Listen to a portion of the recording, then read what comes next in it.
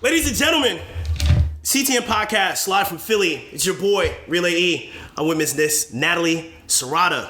Hello. We're going to give a quick background on why we're here and what's going on. So, Miss Natalie Cerrada, I've been having the honor and the pleasure to be with her for a couple of years now. Now, what's actually kind of funny is that we met in a network marketing event. I was actually in a parking deck. I was talking to two twins, and she comes out of the door. There's a stair step. She comes out of the doorstep and just stands there. So I had to introduce myself. I was with one of my boys and we introduced myself, and then the rest is history. We've been having amazing conversations up to this point. I've had the opportunity to study this woman from food, from God, and from entrepreneurship. And those are the three topics we're going to definitely be speaking on today. So I hope you guys enjoy, like, and subscribe. She is not on social media. I need to make that very clear. She is not on social media, but she is always open for people who want to reach out to her after this wisdom that she is going to provide. We'll be able to get you guys contacted with her in a very special and unique way. So you guys definitely be able to tune into that. But Ms. Natalie, welcome to the podcast. Thank you so much for having me. Absolutely. I really appreciate it. And I just want to clarify that I'm not on social media right now, but I will be back soon. Okay, so for the moment that I do get back, my Instagram is iamnataliece. But again, at the moment, I'm not on social media, so you don't have access to me directly through there. And if you want to get access, you could just reach out to Aaron, and we'll make it all happen. Yeah, reach out to your boy. We got the contact. So I want to go ahead and get this thing started. Cool. Entrepreneurship. Yes. How'd you get into it? How did that come into your life? How did that play? Entrepreneurship, the only way that I can really start the story is by giving a brief background about my life. Very briefly, because we don't want to be here all day. I'm in your city, so it's up to you. Okay. So, born and raised in Philadelphia, and growing up, I grew up in a traditional household where I was told you have to go to college, you got to get good grades in school, you have to become a professional in something. And I always knew deep down that I did not want to do that. Now, I heard that from my parents, my school, my teachers, my siblings. My sister went to college, my brother went to college. So, by law, I had to go to college. And so I did, but again, deep down, I felt it, that I was not meant to be in that type of environment. Now, when COVID hit, that affected everyone worldwide. And we went on quarantine, and school went online for me. Okay, and when school went online for me, that's when I decided, you know what? I just don't want to do this anymore. I don't feel like doing the online classes. And so I stepped away, which resulted in me dropping out. Now, at that point in my life, in 2020, was pretty much my rock bottom moment where I was lost in the sauce. I didn't know who I was. I felt like I had no identity. I didn't really know what I wanted to do with my life. And I was 19 at the time. Okay, so I'm really into beauty and makeup and eyebrows and nails and all of that stuff. So I decided to take an eyelash course, right, which resulted in me opening up my first business as an eyelash technician that lasted about 3 months.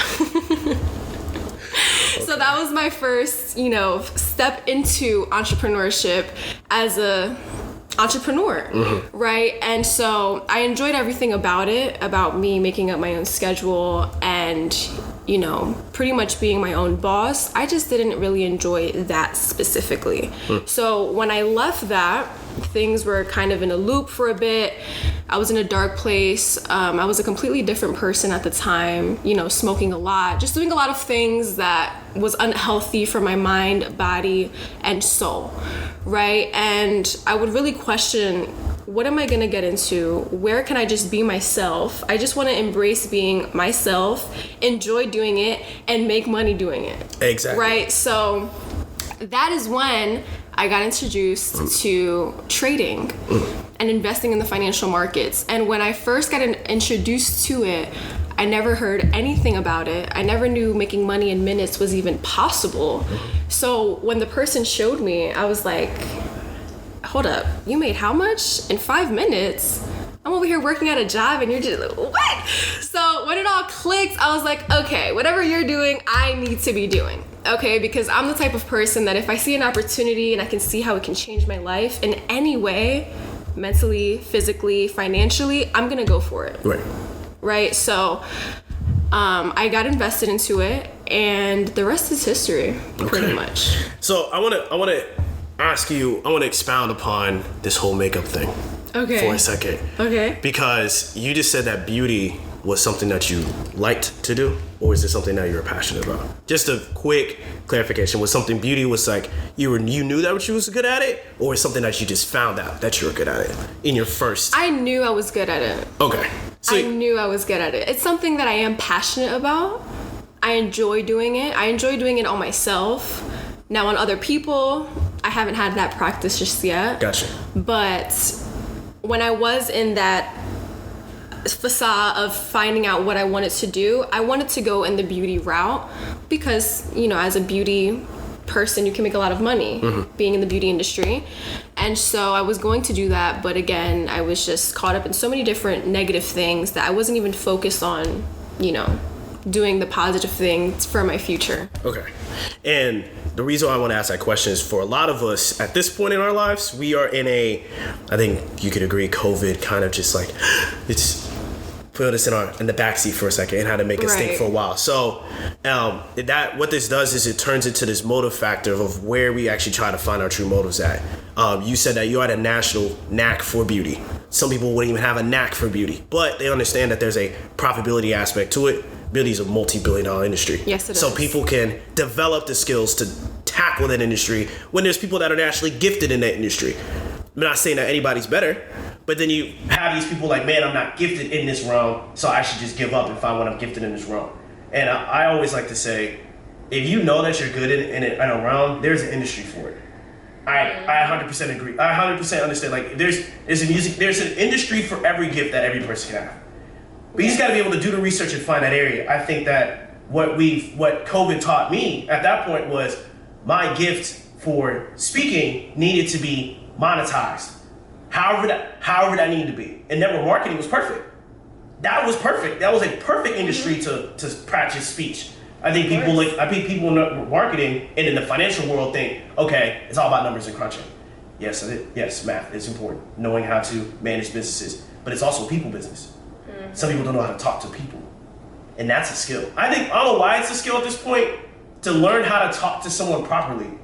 I just don't know. I thought communication was something that everybody had. Now, communication is something that everyone does have, but if you don't use it, you lose it. And we hear that with everything, right? And some people, they grow up feeling a little bit shy, they're not outspoken, they're an introvert. I truly believe that in every introvert or extrovert, you can talk to people. And communication is definitely a skill. And network marketing, I agree with you, it pushes that out of you. Yeah. It's a business where you have to talk to people, and you gotta love talking to people, and you just have to love talking in general. Right? Which is why you do so well, which is why we do so well in network marketing, is simply because we really enjoy talking to people. Exactly. So now with you being able to understand where you are, so what's your motive now? What's next for Natalie? What is the next idea? What is your motivation now? After COVID is kind of lifted, you've gotten out of that phase. I believe you found more of yourself. So what is now what's your next venture? What is that next idea? What is your motivation now? My motivation now is truly to help people. I just desire to help people. It could be financially, mentally, physically, nutritionally. There's so many different avenues that you can help people from. I truly just want to bring healing and hopeness to people. Right. Because in the world that we live in today, with social media, with news, with so much comparison and negativity, there's also beauty in it, but a lot of people focus on the negative. A lot of people focus on not really growing themselves mentally, physically, in all aspects. Right. So the way that I look at it is I just truly want to help people grow in all areas, which is why with network marketing, I thought that was an amazing opportunity because I can help people grow mentally, spiritually, financially, and allow them to become their best self. Okay. So. And you spoke nutritionally, and I think that's a world that's not talked about enough, especially in business. Is that the way we feed ourselves is highly important. I actually just got into studying what foods help with the brain, because being able to think. I studied a guy, 19 Keys, he talked about gold, and gold being a natural electric component, and it's natural electricity. In your brain, if your brain is full of electrons and protons and neutrons, and that's electricity, then why not feed the brain electricity? And gold is a natural conductor of that. And I'm not the smartest on that. I'm not the smartest. Like, don't quote me, yo. I'm just saying, like, there's something that's interesting if you look into brain foods and then you look at the electricity that foods produce. Like, I used to see videos, kids would take a watermelon, put it in ice, and stab a charger in it and charge your phone. So I've seen that. So what it proves is that foods are there's natural electricity through the foods, and you being somebody who's delving into the food world, I wanna spark a debate here between this vegan concept and vegetarian. Okay. You gotta educate me. So let's start with a vegetarian. What is a vegetarian? Let's start. So a vegetarian is someone who does not eat animal products, but they can still consume dairy, cheese. They just don't eat meat, fish, chicken, any bottom feeders, any seafood. They don't eat animals, but they'll still have dairy, cheese, sometimes yogurt, things of that nature. So milk. So milk. The biggest difference is milk. So I'm not going to eat the animal, but what's produced from the animal, I'm still gonna consume. If we think about it, I don't mean to cut you off, but if we think about it, so many things have milk and dairy in it. Mm-hmm. Butter, some form of chips have it. You really have to look at the labels to know what it is that you're putting in your body, and you'd really be surprised how many things have milk in it. Like even tea can have milk in it. Now, we made sure that this doesn't have milk. No, we got. Well, I did. You did, because I don't matter to me. I eat everything except for peanuts. That's like my only allergy. Peanuts? Nuts. Yeah, I'm allergic to nuts. I missed out as a kid. No, I love nuts. I missed out as a kid. The little Lunchable, Crunchable things that was like circular in the packets. Cheesecake. I can't eat M&Ms. I can't eat peanut M&Ms. I can have regular M&Ms. I missed out on Nutella. I'm missing out. Ooh, PB&J's. No. You guys have to try hazelnut Nutella. It's so good. Any kind of nuts I'm allergic to. But I can have refined peanut oil. So Asian foods, Chick-fil-A and Five Guys, I still eat. Because that's natural. Not natural. I can't even say it's natural. I don't even know what. People can't even describe natural these days. But the refined peanut oil I was able to consume. I have no idea. I think because of the nut component was broken down so much that my skin didn't have a reaction. But my reaction for peanuts was I forgot what it's called, like anaphylactic reaction. I couldn't breathe. Breathe. So swelling the neck, eyes get closed, face gets puffy. So EpiPen would go on my leg. I look like one of them kids in the Airhead commercial. That's what I would look like. I turn into that. So, but EpiPen in the leg opens the airways, and then I have to be an IV to get it out of my bloodstream because that's where food goes. Mm-hmm. So we understand vegetarian is now I can't eat the animal itself, but I can have what the animal produces, which is dairy. Now vegan. Explain that. So how's the difference between those two? Veganism is you're not consuming any animal products whatsoever. Some vegans go to the extent of not even having honey because it comes from a bee, but that's looking at it in the nutritional standpoint. Let's look at it in the environmental standpoint. Okay, because as we all know, global warming is a huge thing, and it's affecting our world today, as it will be in the next 5, 10, 15 years if nothing changes. Now, you're probably asking and wondering, like, what the heck does global warming have to do with being vegan and not having animal products? It has a really big thing to do with that. So the way that these farming industries, what they do is they collect land, obviously to raise their livestock. And to raise livestock, it requires a lot of water. It requires a lot of food. It requires a lot of nutrients to actually raise the livestock. Okay, and the way that has an effect on our world is as time goes on, there's more area of land that is getting torn down to raise livestock. Does that make sense? Makes perfect sense. Okay. If you're tearing down development to be able to raise food, but that takes a lot of resources to be able to take care of the farm within itself. Right. So it ends up affecting us in some way, shape, or form. It ends up affecting us. Now, I'm not an expert at this, okay? If you really want to get more deeper into it and information into it, definitely look into some documentaries that I watched. I will recommend them to you. They're life-changing. What the Health is a great way to start. Game changer. What the health? What the health? Oh no. Oh, okay. Not what the heck. I was about to say, like, wait a minute. What are we providing? What do we know? Okay, so what the health? What the health is a great way to start off if you're just simply uneducated, you don't know what you don't know, and you want to know more. They break it down in such a beautiful way for you. Okay, what the health? Game changers if you're into bodybuilding, if you're into working out, if you're a man out there and you're just like, I can't go vegan because I need my steak, I need to be built. Watch Game Changers, okay? There is professional bodybuilders that are big, they're husky, and they're strong, and they are vegan. And they're vegan. No animal products whatsoever. So Game Changers. Now, if you want to know the dirty, the sad, this is what I watched that pushed me to being plant-based. It's called Dominion. Dominion? Okay. All right, it's a 2-hour documentary going over each and every single animal from cow, chicken, all the way to like lab rats. Right. Okay. And they show everything. What the industry does to slaughter the animal. And it just made me feel very upset for the animal. Right. And I don't know if you guys know, but as you know, the only way that you can change your paradigm is through 2 ways. It's through repetition and it is through emotional impact.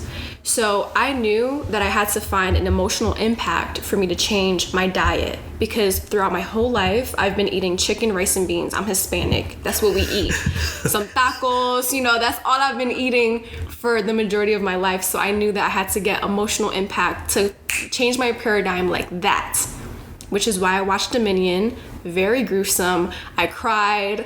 I prayed over it. It was a lot. And I just stopped eating meat from that day forward. Did that have any effect with your family? When you told them that? At first it did. My mom was just thinking, you're being extreme. What if the world shuts down and we have to eat meat? And my mom is very what if. What if? Okay. What if shit hits the fan and we gotta go kill a chicken? All right, well, that what if is not now. Okay, I don't really like living in the what if era because what if brings doubt and it brings overthinking that I just don't care about. Okay. I live in the now. I'm focused on the now, right? So my parents did have a bit of a input to say, but then I had my mom watch that documentary Dominion and she went plant-based. It's the exposure. She went plant-based. It's the exposure. So now we're having a plant-based household and it's more difficult for my parents because they're older. Their mind is stuck in a certain way, right? They have certain paradigms. But it's really about the impact that a vegan or a vegetarian diet can have on you mentally, physically, and yeah. And it's gonna take time. And it's absolutely gonna take time because I am a person, I like my meat. I ain't gonna lie. But I loved meat before, so I could relate. And I was watching a interesting, I think it was, like I said, it's 19 Keys, this guy named Yaki. I think I pronounced his name right. The chemical compound in food changes when you spark a flame to it. So they always had me the question of, were we just eating raw meat for a long time? What about cavemen? What were they eating? Because I definitely don't think they were hunting animals at some point. I think they were eating fruits and berries and different herbs during the caveman period. Think about these Roman Greeks gods or Greek gods. Like when you see the pictures and the images, dudes are 7 feet tall, 6 feet tall. What the heck are they eating? Like, do you for real? Like, do we really think where was one of my questions? If somebody can answer this for me, I would love to research. When did it happen? When did it go from, all right, it's time for us to consume animals for nutrients and resources? That would be interesting to me because, like you said, I'm sorry. I think it had to do with Native Americans, maybe, possibly. I'm not really too educated on the topic when it came to happen exactly. Right. But what I do know is that before, if you want to take it all back, what about the cavemen? What about the people that had to hunt down animals? That's fine. In that area, in that time, they hunted down animals, but they weren't injecting them with all of the things that they're injecting them with now. Interesting. Okay. So that's the big difference. Okay. You're now eating hormones, you're eating so many things that they inject into the animal to make them bigger, to make them fatter, to make them last longer. Right? Yeah. So that's the big difference. Now I don't know when that happened. That's the thing. I think the population of humans could play a factor too. You got more people now. You got to feed more people. So we have to speed up the regenerative process. We have to speed the pregnancy process. We need to speed how fast they, repopulate themselves. Because we're populating ourselves like crazy. We're blowing it up. And then the reason why out of Native Americans, because they had gods for it. But the thing is, they worshipped God. Like you see them little crop drawings they had. It was different animals and stuff. And then even the Egyptians, they literally put the heads of animals on human bodies and drew them on walls. And like, it was almost like they treated them as sacred beings. So I just always wonder, like, the whole, okay, we need to start mass producing these things like us. Yeah. And I think that would mess up the hormonal balance in animals now, where it gets to the point where you've messed up their natural hormonal balance. So then it's going to be harder for them to break out of that balance because you've almost put them in a sense of generational trauma as an animal.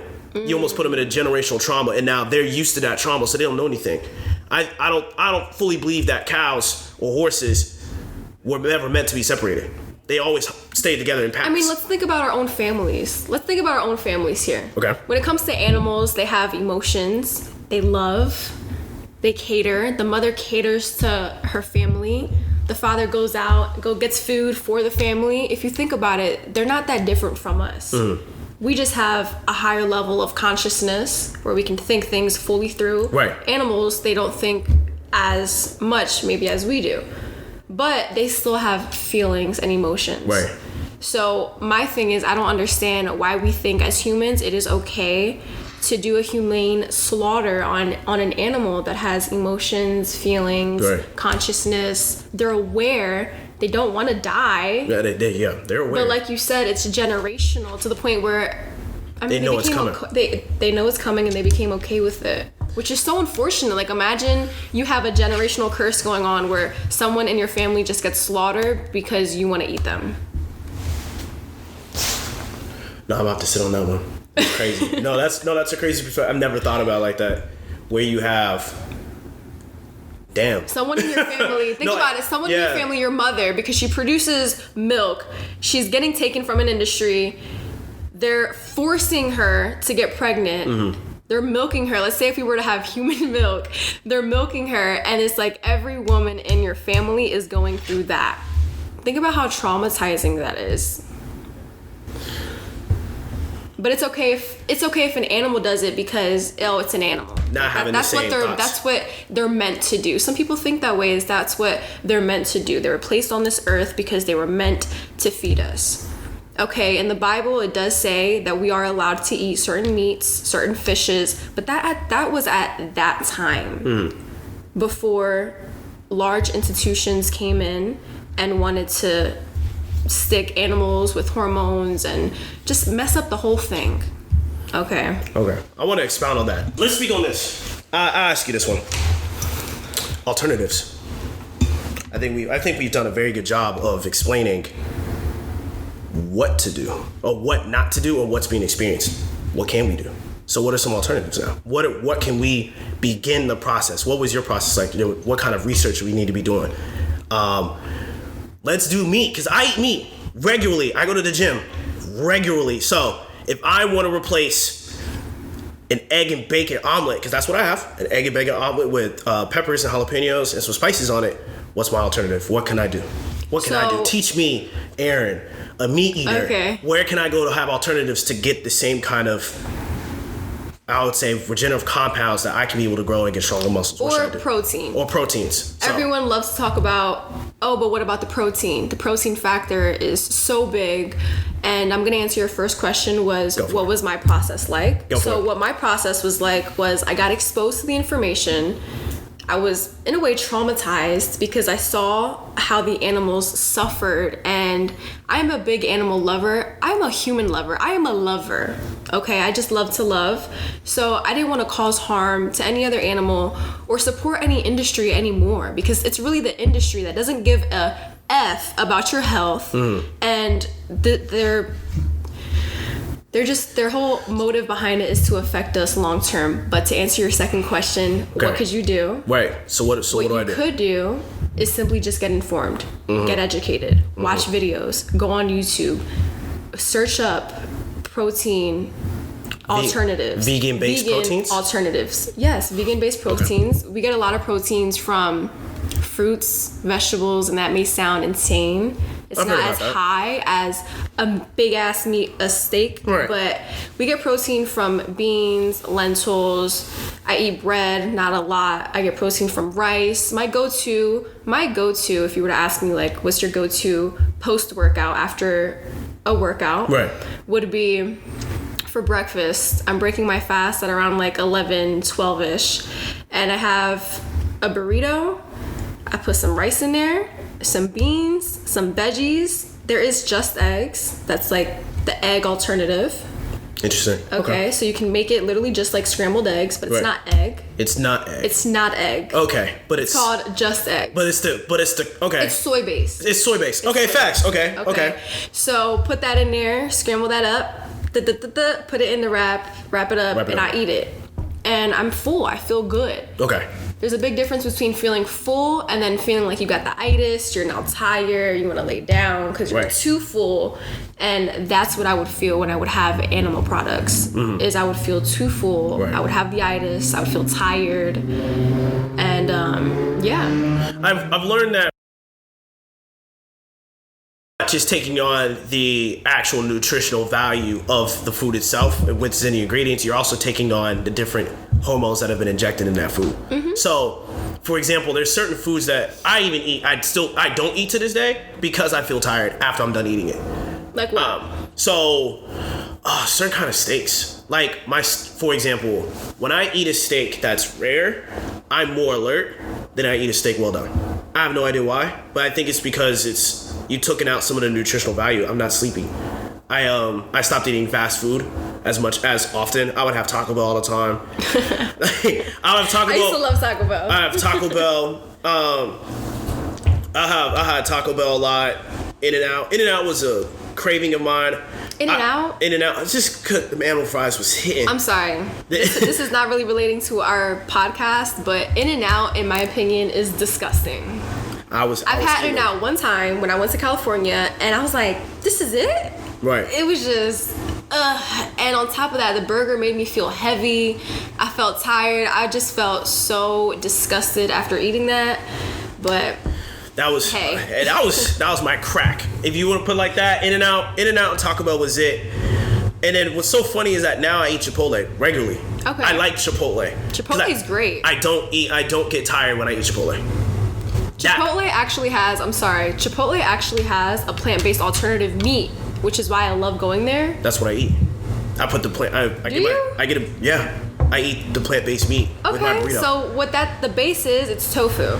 Right. And tofu, if you cook it properly, it actually is really good. It's soy-based, so you're getting protein from the soybean. You get a lot of protein from beans, from lentils, from a lot of vegetables. And at Chipotle, they offer that option, and I love it. I love their bowls. Yeah, I get their burritos it's $10 and $10.38. I get it because I get it so often. Down to the cents. Down to the cents. Like, come on now, we entrepreneurs, we budget around here. Okay. I gotta make sure I'm paying right for my meals, but no, like that's why if I go out to eat somewhere, I'm getting Chipotle. That's kind of like it for me now. If there's no Chipotle, it's something quick and there's no convenience store. Like, okay, then I'm at that point. I'm limited in my resources and options and what's open. Okay. But if it's a good day like this, I'm good. I'm straight. Nope, Chipotle is the go-to no matter where I'm at. Like I had Chipotle here. I found a Chipotle here. I even know how to walk to it. I got my Chipotle, and I want to transition that because now if we're talking about certain foods and now people know the resources, do your research, y'all. Definitely do your research. I would say as well, you need to know who you are as a person. I said that on my last podcast, or actually in one of my YouTube videos. You need to know who you are and how you were actually made up. If you have the ability, get a blood drawn. Get your blood drawn. Why? Because in a blood draw, it actually can break down where your hormonal balances are, and what actually lacks of vitamins you have in your system. Your blood tells you everything. Doesn't matter where you're genetically made up from, your blood tells me everything. So I actually understood that I'm gonna have future high cholesterol because of my granddad and then my dad. So cholesterol, colon problems. So Now, if you change, I don't want to interrupt you, but if you change your diet, you can actually prevent that. Mm-hmm. It may skip you, may go to the next generation, and you don't have to deal with that. Right. Some people just don't know. You know what I mean? Like people, we are not conscious of it. So we think we might have a problem when sometimes we don't. And then we add that problem to ourselves. And then our body reacts to the indoctrination you just put in your mind. Mm-hmm. So I would say if you have the ability, get your blood drawn. Now you can look. Okay, I lack vitamin K. I have lacks in vitamin D. My body is lacking in magnesium. Okay, so now when I do research for foods, what's a high magnesium food? That's vegan. So now I don't want people to do research just to do research. Right. Because people just Google stuff just to Google stuff. I want people to be a little bit more tactful in their research abilities. A bit more intentional. Because you know what you're looking for. If you don't know what you're looking for, you're a bow and arrow, you're going to shoot a bow, and you're just going to hit something, and now it can cause damage. Right. Because then you're feeding yourself information that has nothing to do with your problems are. If you have the ability, get your blood drawn. But then also, have a discussion with your family. What in our family do we have generational health issues in our family? Okay, hey mom, I just want to know. Do we have health generational problems? Well, your mom did. Your mom had a thing of heart disease. Where grandma had something with heart. Granddad had something with cholesterol. And we got asthma. Then you have to understand that now there's certain foods that can help with that research. So now when you're researching vegan-based proteins, vegan-based fruits, or foods that can help with asthma, and it's just gonna allow you to find these different resources. And I'm gonna tell you this. Just because it says .com or .net don't mean you have to trust it. I always look for .gov, which is government websites, and then .edu, which is schools. Because now I can actually look at research. Right. I can look at legit scientists. Okay, Dr. Sebastian Makrotov from the Wisconsin Food of Medicine wrote this article. But now it's a reliable source. It's a reliable source. Then because if you don't want to trust it, I can actually Google the scientist. Right. And I can find, oh man, he has hella books in literature. So now when you're talking about, I can start reading, this is where you find information. Mm-hmm. Then you have YouTubes. Because sometimes you can be on YouTube and you can't look up me. Because I'm not big enough. Well, yet. I'm not big enough to where I have literature out there that has been world renowned, that's been recognized. Yet. Okay, it's coming. So I would say for food, because food is such a sensitive subject, I don't know how it got so sensitive, but since people are waking up to what the industry's doing, I definitely think edus, .govs, research the scientist who wrote the article, then that gives you a sense of, okay, he's done this, or she's done this. Right. Okay, now let's look into holistic ideas. What kind of work they've done. People got hella books. Let me head to Barnes & Noble. Let me head to the food. Let me head to the free library. The free library. Let me head to the pantry. Let me head to these outdoor farmers markets. Because that's where I get my fruits now. I love farmers markets. They're so fresh. Because I want to look you in the face like, hey man, you said this fruit is safe, right? Now if I get sick, I can look you now and be like, hey, if you get me sick, I know where to find you. Come back. I'm going to come back and come find you. No, I'm kidding. So do you think, I think food has a big development in the mind. So you talked about earlier that you were doing things that you didn't like to do. Mm-hmm. Smoking weed, drinking as often. Did food have a big impact in changing those habits? How you change your food?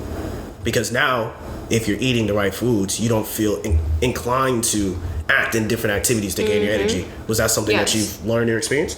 Yes. I don't know if you ever heard that your gut is your second mind.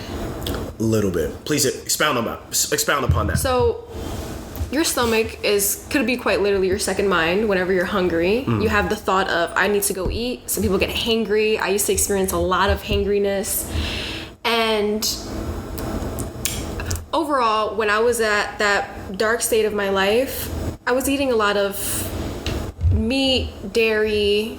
I was a really big chicken person. I loved chicken. I love fish. And your question is, did that allow me to continue to be in that circle?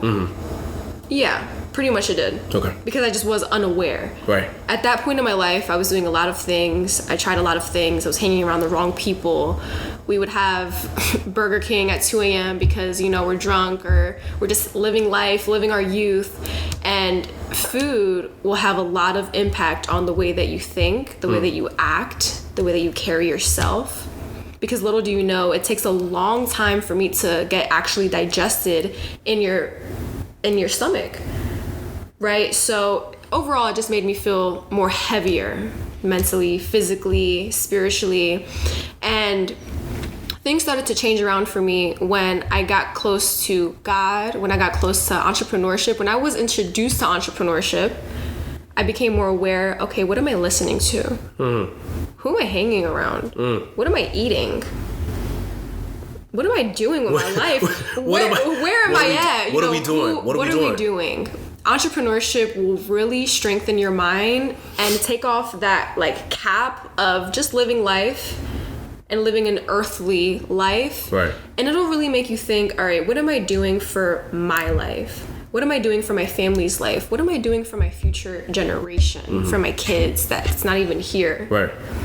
And so once I got introduced to entrepreneurship and everything happened, I had the desire to become pescatarian, just cut out meat, because I just understood that it made me feel heavy. The feeling really is the secret. And when I did go plant-based, I had a lot of mental clarity. I was a lot more focused. I was reading about a lot more. And overall, I just felt better because I'm not supporting industries that think that slaughtering and killing is okay. Is okay. So now, if right foods, if your gut is the second mind, it's almost like, oh, I have this gut feeling. So it's it's almost very similar to, oh, I have this gut feeling. So now intuition, which ties into intuition. Okay. In a way, and intuition is one of our higher faculties. And now, even if you're feeding foods that's going to damage the intuition part of it, your will and your perception, which are other different higher faculties, are also going to be played a different factor into your subconscious and to your conscious mind. And I like the fact that you brought faith into this too, because now you have to have faith and belief that you're actually going to make it do it possible. I want to give an experience when I wasn't a fan of salads. I'll be straight up. Salads wasn't it. I felt the same way. At all. Salads was not it, because lettuce and cabbage were heavy water based, a lot of water. So I felt hydrated after I was done eating a salad. I didn't feel thirsty, which was cool, but I didn't feel fulfilled in the nutrients that had it. So then I got exposed to like kale, got exposed to spinach, I got exposed to many different plants. You ever have arugula? Yeah. I love arugula. So arugula, kale, and stuff like that. And what's actually kind of funny, my first exposure into what greens and different veggies can do was through smoothies. So I went in juice bars. Like, I'm talking true juice bars where I was spending $14 on an 8-ounce glass of some juice. And I That's quality. I never understood why it's so expensive, but then I understood that it's more expensive to be healthy than it is to be unhealthy. And so people like to prey on the unhealthy factor. And that's a generational thing. Think about it. The 1980s and the 60s and the 70s, they were literally commercials. I don't know if you've seen it. If you ever get a chance to look it up, they were literally commercials on weight gain.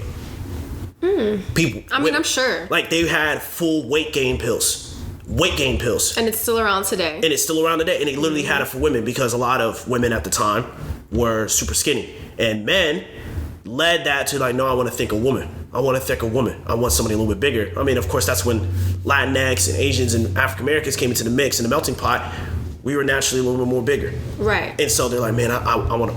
And then people preyed on it, and then that's a whole different road I don't want to get into. But what I want to express is, now I want everybody to understand that this journey that you're taking on with foods is very faith heavy. Doesn't matter how much research you do. Does not matter YouTube videos or how emotionally sound or how emotionally broken you can turn into. You can be emotionally traumatized and sit still. You can be mentally broken up and you not do anything about it. So I want to speak into this this faith idea, because we have different kinds of followers of Muslim, Islam, Buddhist. I don't want to speak specifically into the religion aspect. I want to keep it to faith. Yes. So where do you find your faith to continue learning about foods, learning into becoming a vegan or even an entrepreneur? What is your source of faith? If you can speak directly to what your religion, of course, because that's your experience. Do that as well. Involve faith in it, if you don't mind. Yeah. Where is your fuel for faith in your journey up to this point? So for me, my biggest thing, it's not really about the religion. It's just about the relationship.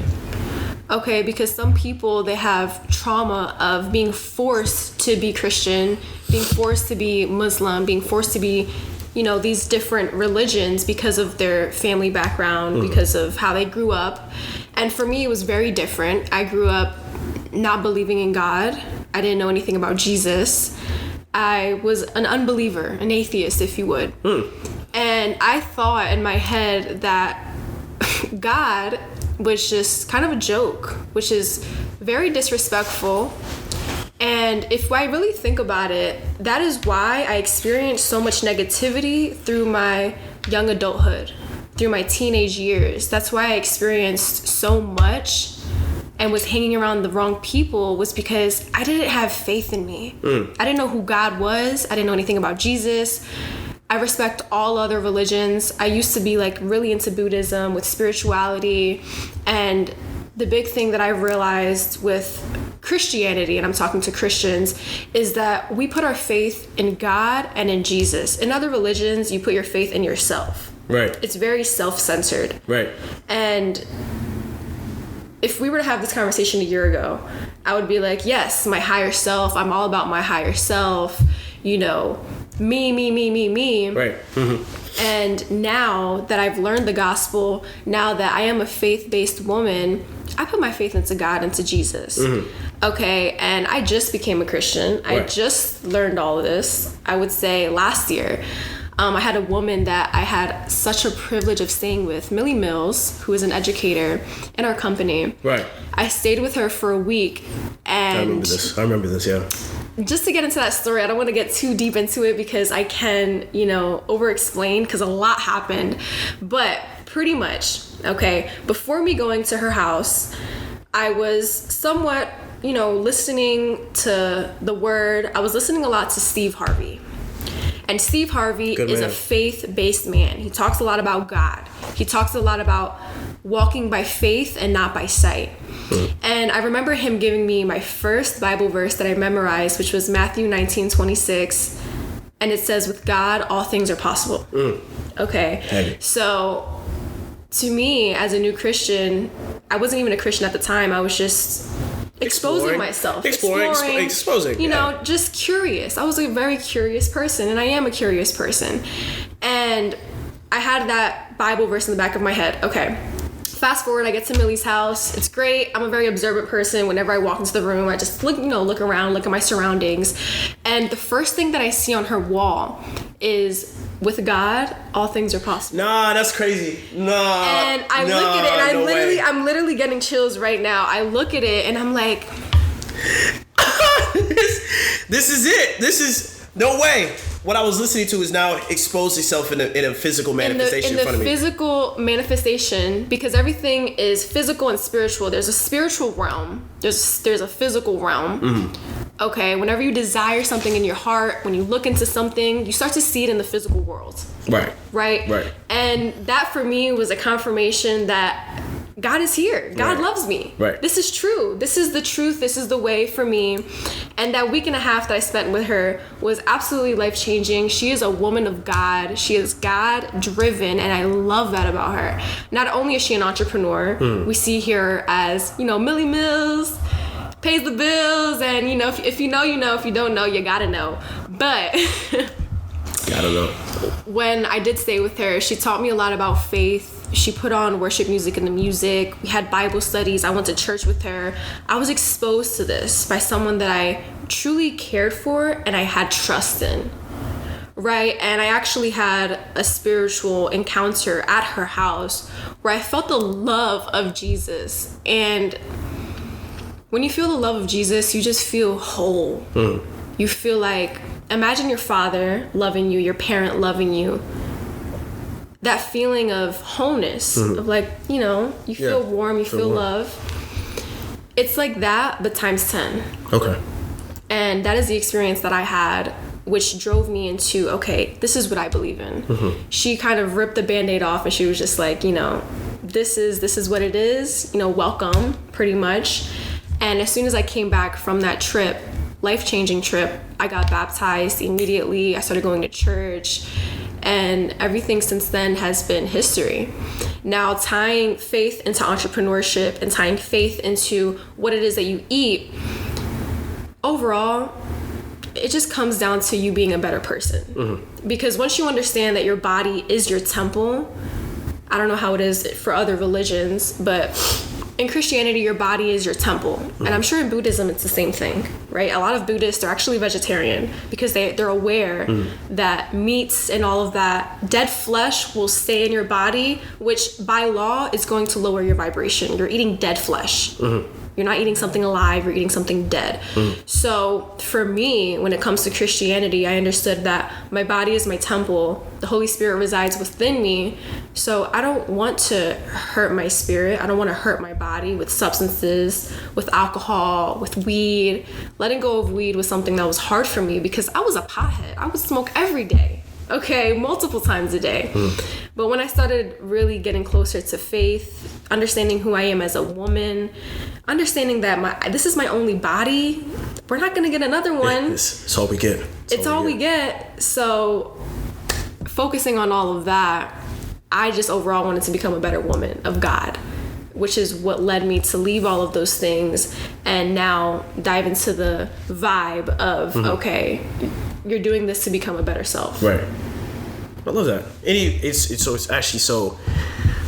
so powerful because your experiences with God and with faith came to self-curiosity, and then that curiosity led to doing research. The curiosity led to getting surrounded by people who had the same curiosities but have maybe already mastered that. Millie Mills has probably already has passed through the curiosity phase. So I implore on people, because right now I'm curious about Islam. Transparently, I have a English to Arabic to English version of the Quran. Parents are very heavy Christians. I actually had a very good conversation with them. I said, hey, I'm curious about Islam. She said, okay.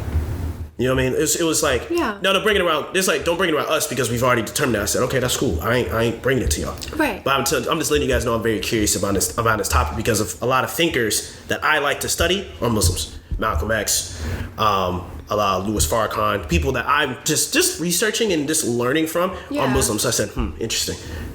Why are they though? So you get curious. And in the Christian world, there's a lot of very famous Steve Harvey.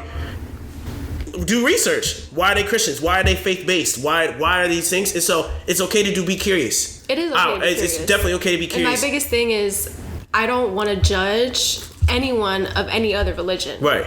And I think that certain people, they think that Christians have this stereotype of, they're going to judge you, and, I can't talk to them because she's Christian and I'm not Christian, so I can't really talk to her because she's going to judge me. My vibe is that I am Christian. I believe in God and Jesus. If you believe in something else, that's up to you. You know what I mean? I really don't like that certain people just judge others. So I fully accept you for you because I see you not only as, a human, I see you as spirit too. And that's how people don't see themselves as spirits. Please do research on the spirit side of things, because the spiritual realm is very powerful. The spiritual realm is insane. It is insane. And you can dive deep into it and actually get lost into it. And I feel like I got lost kind of in the spiritual realm and like research, and then I got into like meditation and reaching to the point in meditation where I'm leaving my body. And like when you do all of that, spirituality can get very deep and it can get very dark at the same time. And I feel like I was heading into that direction, and God was like, no, you gotta go over here. Right. So I did a lot of shadow work for a long time, dealing with depression and anxiety. I did a lot of shadow work. For those who don't know what shadow work is, it's that deeper, darker side of the spirit side, where you have to dive into the shadowy side. You have to dive into some of the darker areas, which I think in my mind, it's okay to go down there, but you have to understand that you need to have what's your purpose for diving there. It's almost like, imagine you're scuba diving and you're attached to the boat. I think a lot of scuba divers have some kind of pipe or some kind of thing attached to their backs. Yeah. And they're tied to the boat. And what you have to be very careful of is not going so far into it where it snaps. Right. Because then you get consumed. So that was my kind of experiences of, okay, where am I going to be tied to? And it was actually kind of funny. It was a coin. So if you guys have seen the movie Inception, Leonardo DiCaprio, he spun a top, which he understood if he's in the dream world or he's in the real world. Right. So for me, it was a coin. Great movie, by the way. So me, it was a coin. So I held a quarter in my hand. I held it in my two fingers right here. Okay. And so I would just remind myself that I'm still. So if I went into this deep meditation, I would sit there, I would hold the coin. Then as soon as I got into the realm, I sat there. But if I felt that I was too deep into it, I run my fingers. And that allowed me to still connect to the physical. So I didn't fall too deep into it. And so then if I felt that was too deep, I'll like grab the coin and I'll wake up. Like that was for me. That was for me because I did research on spirituality, and that's where people like they felt too deep into it. Or I see videos of older men and younger men would sit down and do breath work.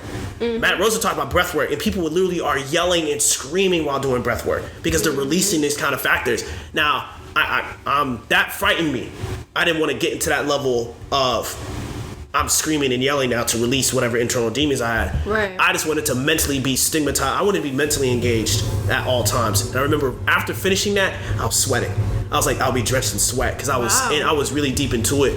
And I just want everybody to understand faith, religion, food, entrepreneurship, everything ties to everything. And here's how I would tie it together, and then we can close this out. If I'm going to believe in a certain higher power or a certain faith or a certain religion, then I need to have now a sense of community within that one. Let me find community within it. Okay, now within the community, who's now eating how I like to eat? Because just because you're Christian or Muslim, you still eating meat. I don't know. A lot of Christians still eat meat. Right. They go by the Bible. The thing with me is that if you don't know, you just don't know. Right? So the only way that you can know is by getting educated and just by having that curiosity. Right. To be curious like a child, like Jim Rohn says.